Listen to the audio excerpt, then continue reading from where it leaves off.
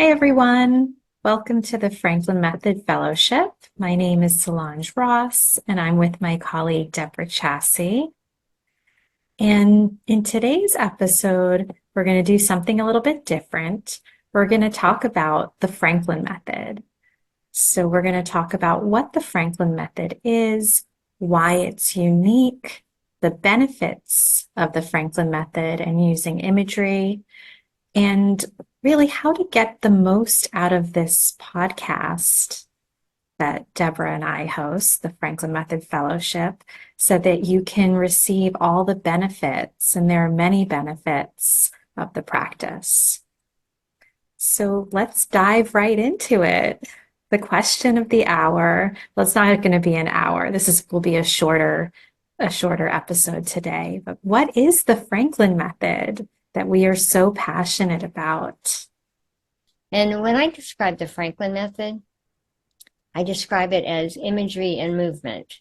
And so when you bring the two together, then it really empowers the person and kind of ignites and improves the efficiency of what it is that you're trying to accomplish. So the imagery part is important, and imagery has a lot to do with passion.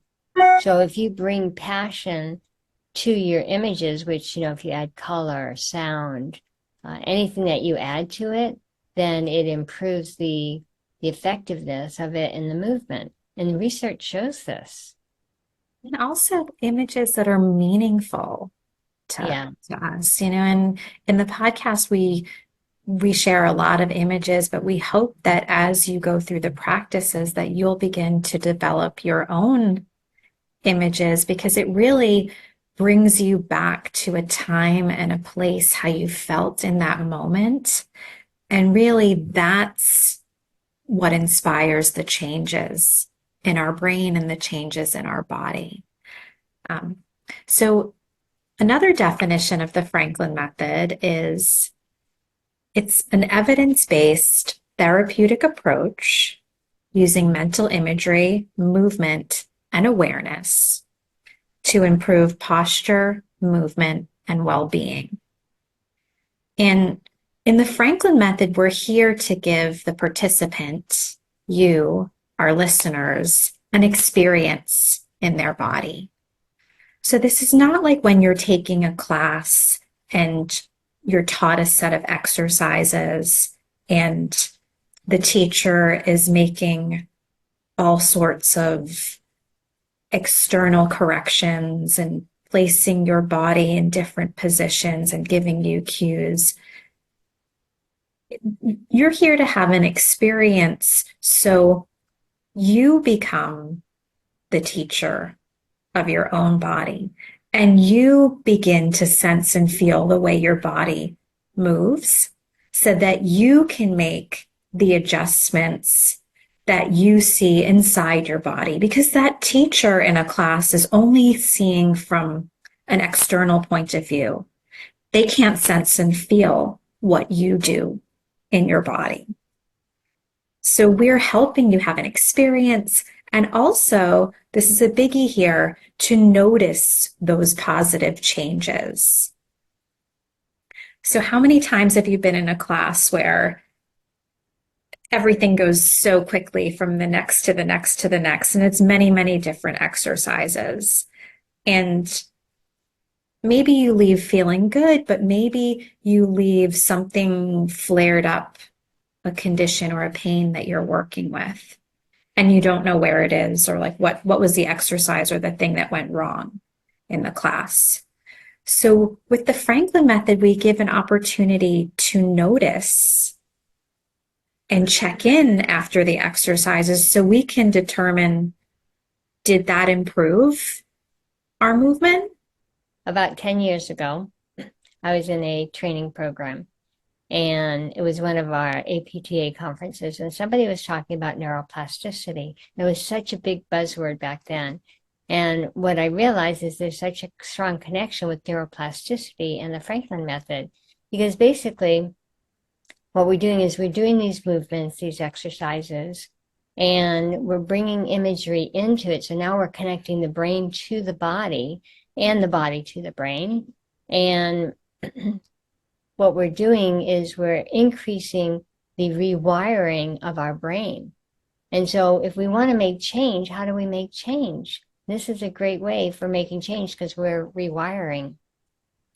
And did you know, I'm probably not going to get the anatomical structure exactly correct, but let's say you want to go do something, but you really don't want to do it, right? And so you kind of have to force yourself.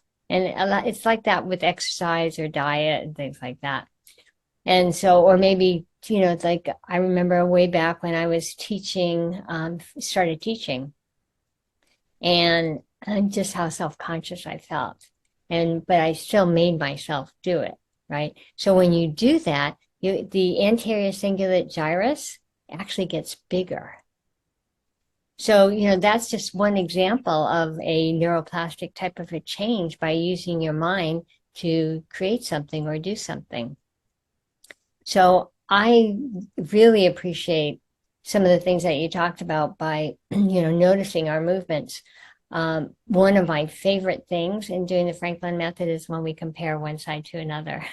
So we work with one side and then we check in, what's the flexion like? What's the hamstring length like? What's our strength? What's our balance? And to be able to see the changes right then. And so I think that's really important when you're practicing the Franklin method with us in the Franklin Method Fellowship, that you're taking time to actually notice the changes on each side. Absolutely. And that brings us back to just the first or one of the first exercises in Franklin method, which is concentration. And that's the ability to notice and feel our body. And that's what we bring into each episode after we've done some sort of intro, which is to spend 60 seconds where we don't think, we just feel. So we're not thinking about the laundry list of things that we have to do or what happened in the morning or what's coming later. We take the time to notice posture, breathing, sensation, levels of tension. And that sets first of all, it gives us our baseline. And that also then informs our practice of what we're going to do for today. And that ability to notice, if we don't take that time, then maybe we don't see that we have a certain posture or we have certain tension in an area of our body.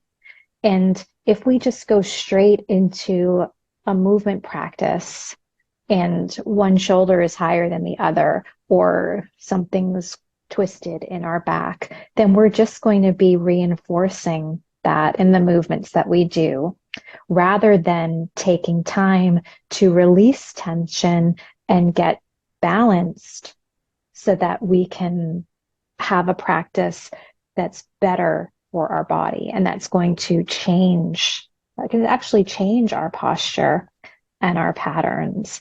So that concentration, that noticing is it's a critical step for everyone. And it doesn't have to be a full minute. It could be 15 seconds. It could be 30 seconds. It doesn't have to be 60 seconds in perfect silence because, look, we don't live in a bubble. I have a very busy household, and I think it's great to take my check-in at times when the house is rather chaotic because that's my life. So if I can sense and feel and notice those things and then decide what my body needs, then Yeah. that's practicing the Franklin method. Yeah, that's really important. The other thing too is in our podcast, we take at least 15 minutes usually as kind of a prep. And so what we're doing is we're talking about what we're going to talk about. We're talking about the anatomical structures. We're talking about, what the movements are and why these movements are important. Just different things like that. Like why do we have a spine, or What are the functions of the spine? So all of those things are actually really important to prepare you for when you're going to be doing the movements. So you're taking the imagery, you're taking the education, and you're bringing that all together with the movement. And that creates more efficient movement. And it's proven too in research. Yeah, so let's get into, really what's unique about the Franklin method.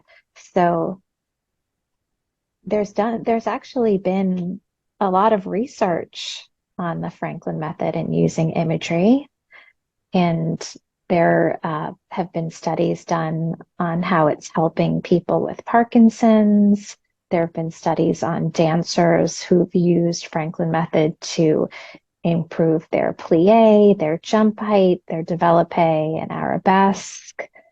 And we know that athletes, musicians, business owners, people that are successful in their fields use imagery to help them. And one of the best parts about imagery is that it's free. It doesn't cost us anything. It's also available to us anywhere we are. So we don't have to be in a gym. We don't have to be in a studio. All we really need to do is to check in, notice, and feel our body. And then we can come up with whatever image we need to do and whatever tool that it is that we need, and then execute that. And one of the benefits too of practicing the Franklin method on a regular basis is that when you need the information, in other words, when you need it to be able to practice, you've got it stored there. And then you'll remember it'll come to you more easily. There was one incident where I was in France and it was raining, so I wasn't going to take the train to go to the next city. But then it stopped raining all of a sudden, and I had just a few minutes just to get to the train. So I ran like crazy to get to the train. And then my concern was like, oh, am I going to hurt my back? I was carrying things, and so I was just concerned about, was I going to feel pain from all of that? But then I just went right into some movements and imagery with the Franklin method, and no pain. Where otherwise I would have experienced pain from that situation. And I always love, like, this is an exercise that Eric says that, like, if you're in a hurry to get somewhere and you're walking fast, just imagine that you're running. Oh, So I do that sometimes. Like, I'm walking fast and I imagine that I'm running, and it's just like it also it also helps to take away from, no one likes that feeling of being late and thinking they're going to miss something. They're going to miss a flight. They're going to miss a train, whatever it is. So staying, did you finish? so staying in the imagery, it really helps your nervous system and it helps you while you're in that stressful situation. Right, right. And do you ever experience times when you don't have the male strength around you and you need to move something or lift something? And I've been in this situation plenty of times. So I always imagine that I'm buff like Arnold Schwarzenegger. And then I go ahead and lift the item that I need to lift, and it gives me the strength and the power to be able to lift it. It's really funny how it works.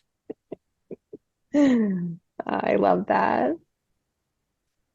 One more thing about imagery is that it's also natural. From when we were kids, kids naturally use imagery when they play.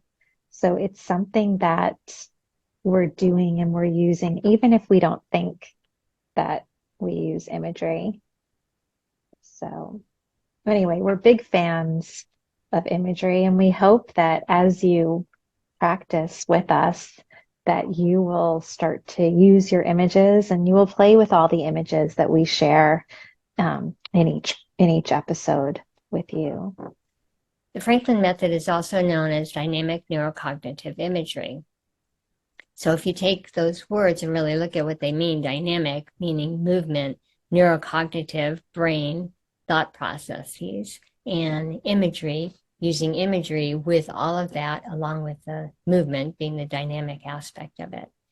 And so it's a great explanation of what we're doing in the Franklin method or in dynamic neurocognitive imagery. And there's been some great research that Solange has already talked about. Yeah, just the research that's been done on dynamic neurocognitive imagery is really impressive. And so I just want to express how much I appreciate the research.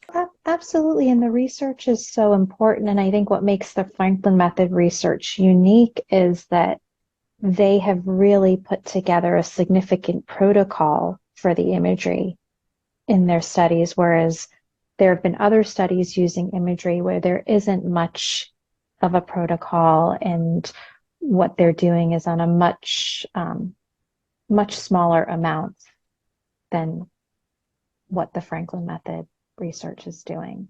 So we really commend the organization for taking the time and the resources to do the research, because that is a huge undertaking and something that is not easy to do. Yeah, definitely. We're focused on individuals, individual people, and that they can create their own images. So we have the ability to create our own images. And so as you practice the Franklin method, then you're going to come up with your own ways of using your imagination to apply to your movements. It also improves concentration. So a lot of people, they'll listen to music or watch a movie or a show or something like that while they're exercising. So they're not really focused on what they're doing. So they're just kind of taking themselves out of their body and having their mind be somewhere else. So they're really missing an important aspect. And in the Franklin method, we're really focused on our body. As a matter of fact, in The Brain That Changes Itself, or The Brain That Heals Itself by Norman George, the first chapter is about someone with Parkinson's disease. And he basically says, I walked off Parkinson's disease. Well, the way he did it was he actually used imagery. And he used, anatomical imagery and metaphorical imagery as he was walking. So, and I started thinking about it. There's different things that people say. Oh, if you ride a bicycle, that's going to help your Parkinson's disease. Or if you do this, that will help your Parkinson's disease. But really, it all comes down to the same thing, using imagery and movement, and like really being present with the movement. And I think what's unique about the Franklin method is that we're not teaching a set of exercises. It's really the foundation, because it's applicable to all forms of exercise. So if it's applicable to all sports. We talk a lot about swimming.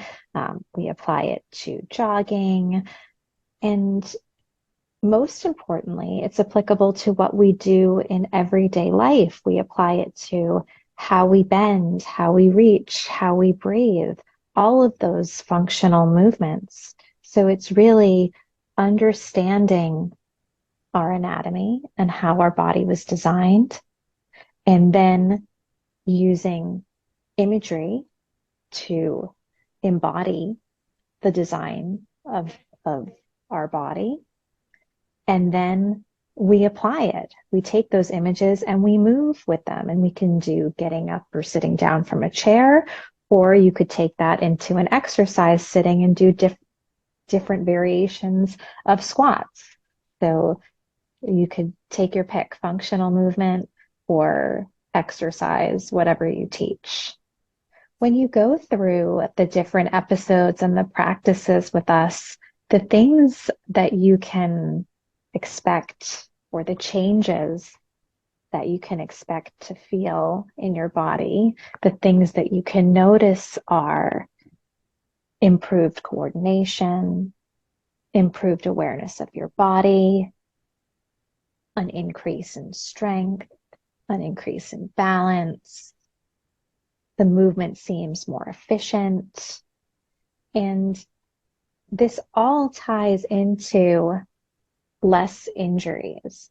Like, we all want to be able to do the movements and the exercises that we want and not feel aches and pains and not feel that you do something and that you have to go see your chiropractor or you have to go get a massage.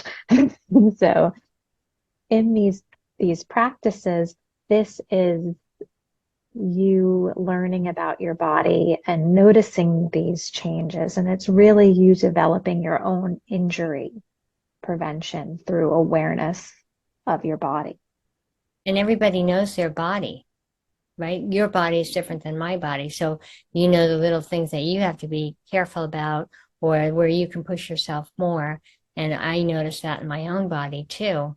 So, it's really important. It's very individualized. And that's what I think is so great about it is that you're getting into your body as you're doing these movement practices. You're using your own imagery and, bringing them together. It's such a perfect union of increasing efficiency and increasing strength, flexibility, balance, posture. I really feel that everything that we do in therapy, it all boils down to posture. Really what we're trying to do is we're actually correcting posture. But I love it in the Franklin method where people are correcting their own posture and then making a difference with their own body. Absolutely. And also, we're going through a practice and then we're noticing that, oh, it feels easier to sit. My standing posture feels different rather than looking at it statically, which is what a lot of people do, where they have to, when they stand, they have to pull their shoulder blades back and down, or they have to pull their belly button in their spine, or they do all sorts of things where they kind of feel uncomfortable and somewhat rigid.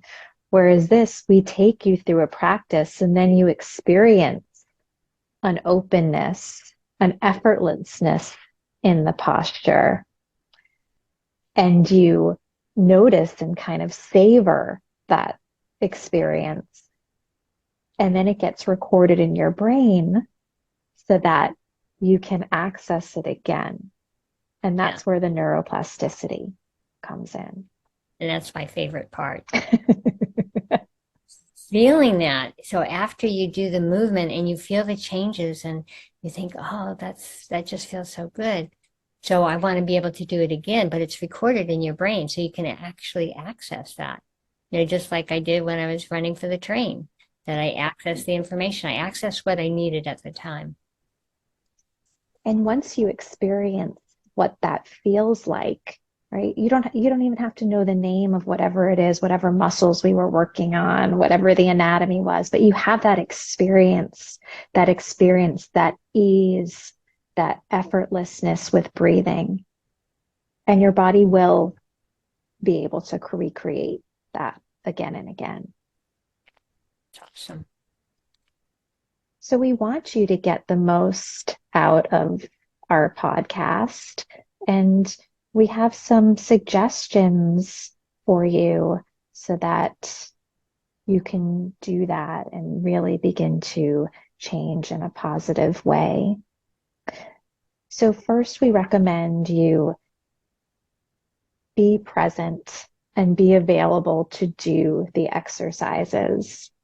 So set aside the time, the 45 minutes to an hour, and we're going to try to make our episodes a little bit shorter so that you can carve out that time for the practice.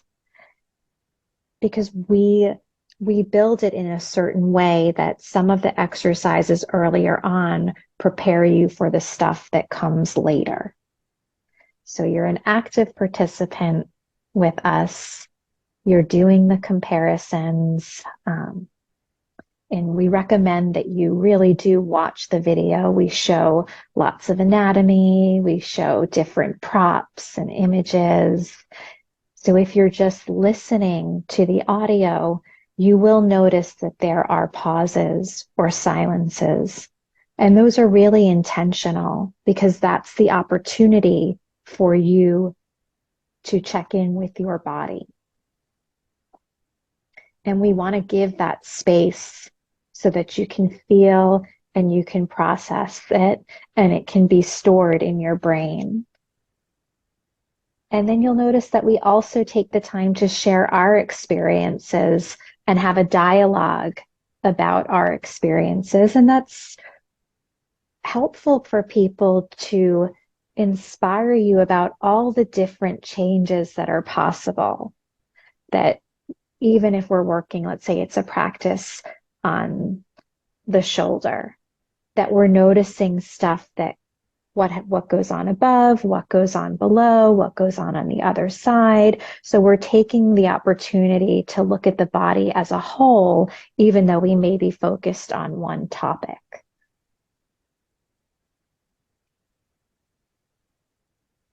Do you want to add anything, Deborah? Yeah, I think the important thing is to really be committed to the time and set aside that time. So that way you can actually practice all of it with us. So if you're just listening to it and not practicing, you're not going to get the benefit of it that you would normally get if you were able to physically participate. So I'd really like to stress that. But I do have to say that, even if I have done this before where I'll listen to our podcast when I go to sleep. And I'll actually start, feeling it in my body. Maybe it's on the heart or the lungs or breathing or something like that. And I do receive benefit from it, but I also know that it's not the same as the benefit that I'm going to receive if I actually stand up and practice the movements. And also it's worth it to take the time to listen to each episode again, because you will find that the first time you watch, you take away so much. Some of the information may be brand new to you. Maybe you're starting a breathing practice, or you're just learning about your pelvic floor. So if you watch it again, you will hear new things. It's almost like you'll say, like, did I listen to that? Was I there for the first time around? And that's normal, that you can only take in so much the first go, and in the second go, you will absorb more. And you will also have a better understanding for when we do the embodiments and we do the movements, and you'll be able to get more out of that each time. Yeah, I agree. It's good to listen to it a few times. I mean, obviously, if I'm listening to us again and again and again, I'm getting more out of it.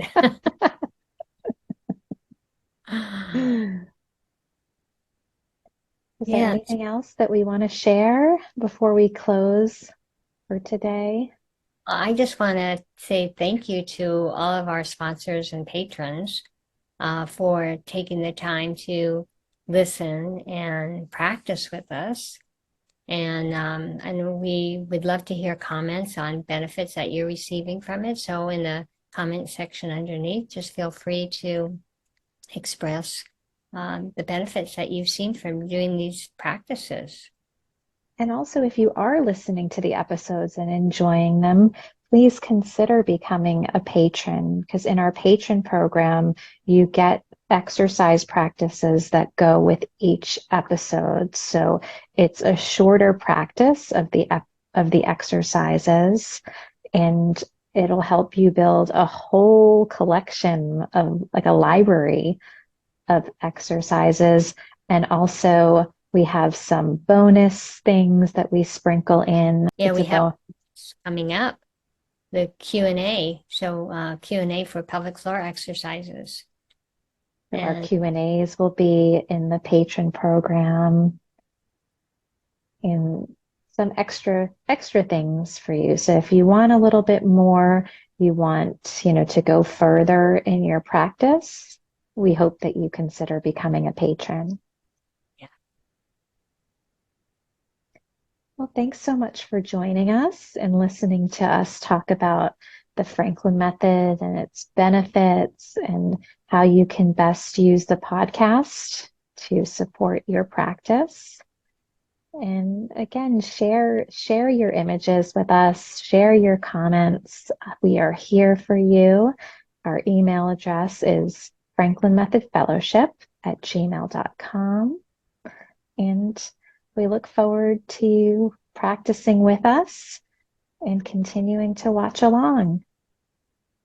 Thanks for joining us. Bye.